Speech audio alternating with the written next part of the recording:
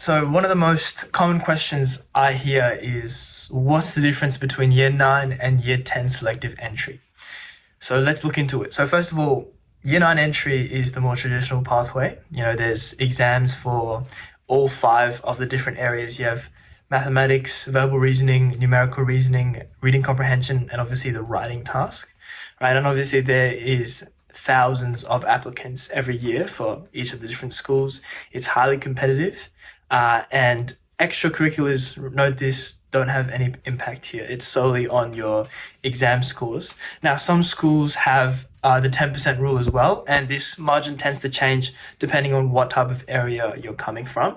And so if you're from a more competitive school, it might be more disadvantageous. There'll be more students that are going for your selective school, and they're only able to admit a maximum of 10%, whereas some schools, they don't have this specific restriction, and so this could be a competitive advantage for you. But typically overall, the Year 9 entry is quite a difficult route to go for. It obviously is simpler. You only get to focus on your exams, and if you smash those, then you're very, very likely to get in. So every year, obviously, there's thousands and thousands of applicants, but only, a cohort's worth can get into, the specific school. So obviously a lower acceptance rate.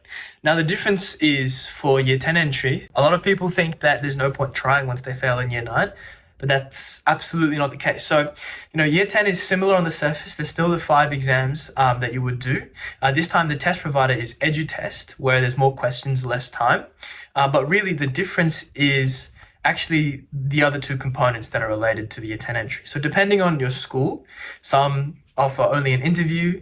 All of them have the exam. For example, a school like Melbourne High School, they'll make you do an application as well, which includes things like a personal statement, your extracurriculars, and then you do the test, and then after these 2 components, they'll decide whether to give you an interview offer. These different factors will change depending on the school you go for.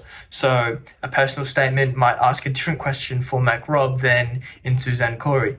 But overall, it's these 3 components that make the Year 10 entry program a lot more sophisticated, and obviously that can be a deterring factor for a lot of students. Except the good side of this is, one, there's going to be less applicants. So there's less overall competition, even though there is about a similar acceptance rate for Year 10 entry.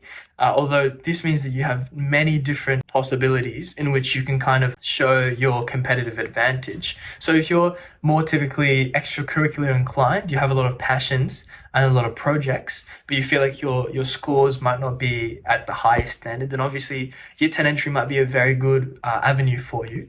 If you feel like your interview skills are very, very good, then obviously that's also, a plus to the Year 10 entry. And so, yes, it is more complicated. There's slightly less competition, but overall, it's not like an end-all be-all if you've failed the Year 9 entry test, because the Year 10 entry is actually fitted for students who are more well-rounded. They're not as extracurricular focused, even though that's still an expectation. And so it could totally be a great choice for you into getting into your selective school. So at the end of the day, there are differences. One is a little simpler but more competitive, whereas Year 10 entry is a little bit more dynamic with less applicants. But at the end of the day, it is how it matters to you. So go by your strengths. Obviously, if you really want to go for a selective school and you really want to get in, it'd be the best idea, obviously, to just go for both. And you never know if you get in for Year 9, or your second round, you try again in Year 9 for your Year 10 entry, you might get in for Year 10. So to maximize your chances, obviously go for the 2, but know that there are inherent differences with both entry programs. And so it's best to kind of suit what fits to your strengths.